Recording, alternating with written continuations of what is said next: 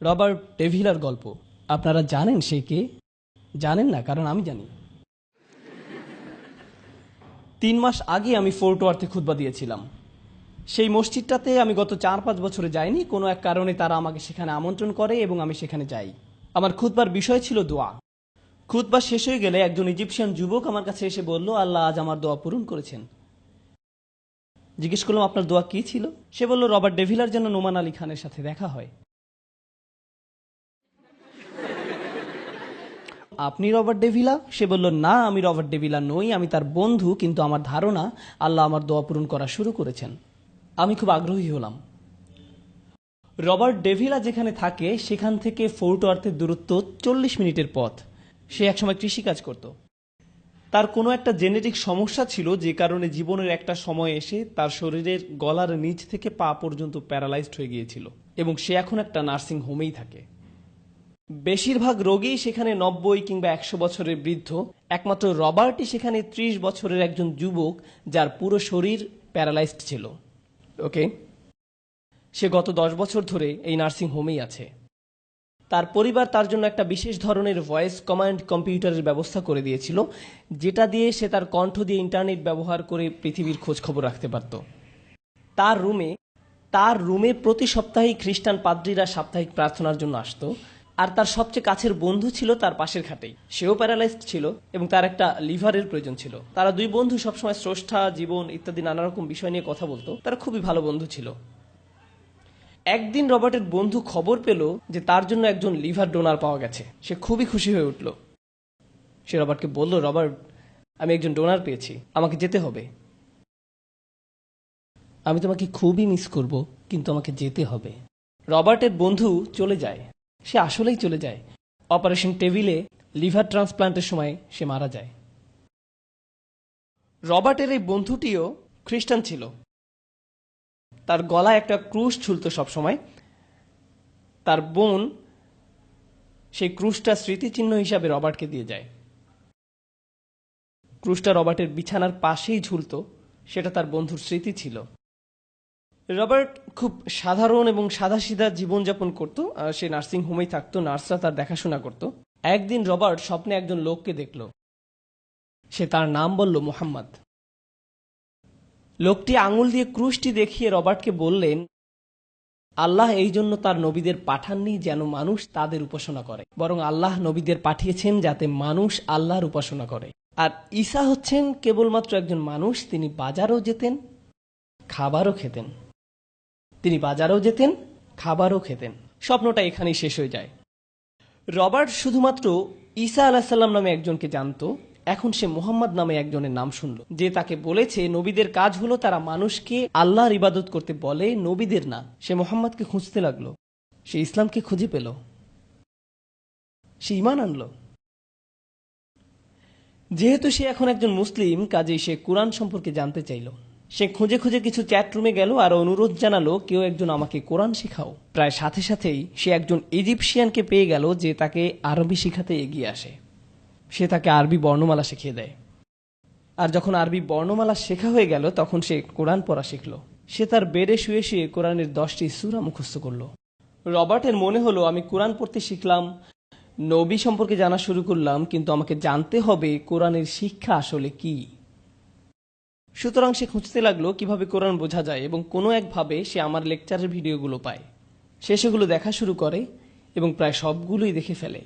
এরপর সে হ্যাঁ, এখানে আরেকটি ঘটনা। সেই নার্সিং হোমে একজন ইজিপশিয়ান লোক ছিল, যে টুকটাক সার্ভিসিং এর কাজ করত। তার নিজেরও একটা চমৎকার গল্প আছে। সে একজন মুসলিম, কিন্তু খুব একটা ধর্ম মেনে চলত না। তার সবচেয়ে কাছের মসজিদটা ছিল তার থেকে 50 মাইল দূরে। এজন্য সে চার্চে যেত, যাতে করে আল্লাহকে পাওয়া যায়। সে মুসলিম, কিন্তু আল্লাহকে পাওয়ার জন্য চার্চে যেত। একদিন সে রবার্টের রুমের পাশ দিয়ে যেতে শুনল, ওয়াল আসরি ইন্নাল ইনসানা লাফি খুসর। সে রুমে ঢুকে জিজ্ঞেস করলো, রবার্ট, তুমি কি শুনছো? রবার্ট বলল, কই কিছু না তো, আমিই পড়ছিলাম। সে জিজ্ঞেস করলো, তুমি মুসলিম হয়েছ? রবার্ট বলল, হ্যাঁ, আমি মুসলিম হয়েছি। এবার রবার্টের বন্ধু খুবই অবাক হলো। কিভাবে আল্লাহ আমেরিকার চার্চের নগরীর মধ্যে একজনকে পথ দেখাতে পারেন, যার বেডের পাশে ক্রুশ ঝুলে থাকে, নার্সিংহোমের বেডে শুয়ে থাকা ছাড়া নড়াচড়া করার মতো যার কোনো ক্ষমতা নেই, সে নিজে নিজে বলে উঠল, আমি আবার আল্লাহর কাছে ফেরত আসতে চাই। রবার্ট তার এই ইজিপশিয়ান বন্ধুকে তার অনলাইন শিক্ষক নোমান আলী খানের কথা বলে। এবার সেও আমার ভিডিওগুলো দেখতে শুরু করলো। একদিন রবার্ট তার বন্ধুকে বলল, আমার খুব ইচ্ছা যদি নোমান আলী খানের সাথে আমার দেখা হতো। বন্ধুটি বলে, ঠিক আছে, আমি তোমার জন্য দোয়া করব। ঠিক 5 বছর পরে এই বন্ধুটি ঠিক সেই মসজিদে আমার খুতবা শুনতে আসে যেখানে বিগত 4 বছরে আমি যাইনি। জুমার পরে সে আমাকে বলল, আমার মনে হয় আল্লাহ আমার এবং আমার বন্ধুর দোয়া পূরণ করতে যাচ্ছেন। আমি বললাম, হ্যাঁ, আমারও তাই মনে হচ্ছে, চলুন যাওয়া যাক। আমরা কয়েকজন মিলে সেখানে গেলাম, রবার্টের সাথে দেখা করলাম। আমরা সেখানে চমৎকার কিছু সময় কাটালাম। আবার ইনশাল্লাহ আগামী ঈদে আমরা সেই নার্সিংহোমে যাব। আমরা সবাই যখন সেখানে যাই, নার্সরা আমাদেরকে দেখে অবাক হলো, জিজ্ঞেস করলো, আপনারা সবাই রবার্টকে দেখতে এসেছেন? হ্যাঁ, কেন দেখা করতে চান? বললাম, সে আমাদের অনুপ্রেরণা। নার্সরা নানা জায়গায় ফোন কল করলো, আমাদেরকে চেক করলো, এরপরে যেতে দিল। রবার্ট আমাদেরকে দেখে চমকে উঠল।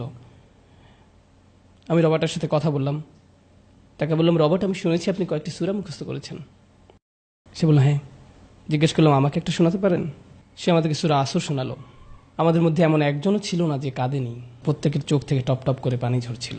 যখন কেউ আল্লাহর দিকে ফিরে আসে, সাহায্য নিয়ে ভাববেন না, আল্লাহর সাহায্য আসবেই, পথ নির্দেশনা আসবেই। أعوذ بالله من الشيطان الرجيم بسم الله الرحمن الرحيم لإيلاف قريش إيلافهم رحلة الشتاء والصيف فليعبدوا رب هذا البيت الذي أطعمهم من جوع وآمنهم من خوف. আমি রবার্টকে নিয়ে আরো কিছু বলতে চাই, কারণ এখানে তরুণরা আছে। তরুণরা সুস্বাস্থ্যের অধিকারী, তরুণরা উদ্যমী, তরুণরা স্বপ্ন দেখে। আমি রবার্টের প্যারালাইসিস সম্পর্কে বলেছি, তার পুরো শরীর। তার একটা বিশেষ হুইল চেয়ার ছিল যেটি তার শরীরের প্রত্যেকটা অংশকে প্রত্যেক জায়গায় আটকে রাখত। এটি তার ঘাড় থেকে পুরো শরীরকে আটকে রাখত, কারণ শরীরের উপরে তার কোনো নিয়ন্ত্রণ ছিল না।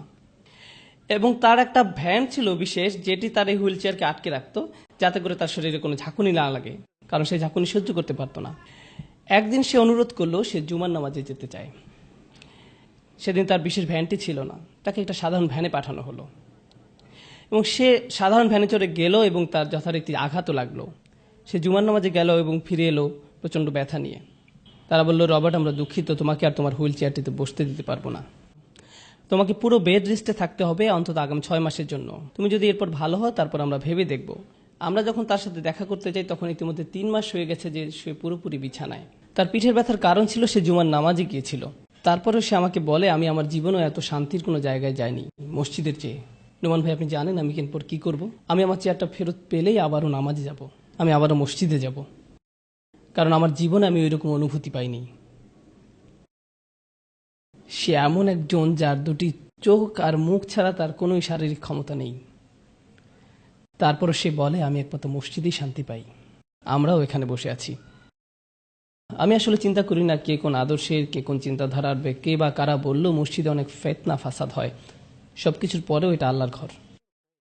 সেখানে শুধুমাত্র আল্লাহর সাথে কথা বলার জন্য যান, মানুষের সাথে কথা বলার জন্য না। শুধুমাত্র আল্লাহর সাথে কথা বলার জন্য, আল্লাহর সাথে কথা বলার জন্য যান। শুধু আপনি আর আল্লাহ, আপনি আর আল্লাহ, ব্যাস, এতটুকুই। অন্য অন্য জিনিসগুলো আস্তে আস্তে আসবে। আপনি নিজেই টের পাবেন আপনি অন্য মানুষে পরিণত হচ্ছেন।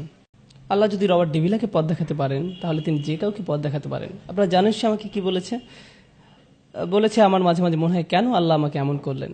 তারপর আমি নিজেই নিজের উপর হাসি। মনে হয় আল্লাহ আমাকে অনেক অনেক কিছু দিয়েছেন, আমি তার প্রতি কৃতজ্ঞ। যদি এটাই হয় আল্লাহর প্ল্যান আমাকে ইসলামে আনার জন্য, তবে এটাই যথেষ্ট, এটাই ঠিক আছে। আপনারা অনেক মুসলিম দেখবেন যারা অল্প একটু অসুখী হলেই বলে, কেন আল্লাহ আমার সাথে এমনটা করলেন। এবং মাঝে মাঝে এই লোকটাই বলে বসে যে আল্লাহ বলতে আসলে কেউ নেই। আমি আপনাদের বলতে চাই, যদি একজন লোকেরও এমন ধরনের কথা বলার অধিকার থাকতো, সেটি হলো রবার্ট ডেভিলা। সেই বলতে পারতো, আমি আল্লাহ বিশ্বাস করি না, যদি আল্লাহ থাকতেন তাহলে আমার এই অবস্থা কেন। এরপরও আমি তার চেহারায় যে নূর দেখেছি সেটি কারো চেহারায় দেখিনি, কখনো না। আমি তার মতো সুখী মানুষ কখনোই দেখিনি। সে একজন পরিপূর্ণ সুখী মানুষ। এবং সে প্রচণ্ড সুখী, সত্যি সে সুখী। শেষ 7-8টি খুতবা যে আমি দিয়েছি তার প্রত্যেকটি ছিল রবার্টের সাথে আমার কথোপকথনের এক একটি লাইন। তার প্রত্যেকটি অসাধারণ। সে আমার শিক্ষক, আমি তাকে আমার শিক্ষক মনে করি। কেউ যদি আমাকে জিজ্ঞেস করে আপনার শায়েখ কি, আমি বলি রবার্ট ডেভিড। সবাই অবাক হয়, বলে সত্যি, এটা কি করে সম্ভব? আমি বলি হ্যাঁ, এটাই সম্ভব, এটাই সত্যি। পথ নির্দেশনা আমাদের চারপাশে আছে।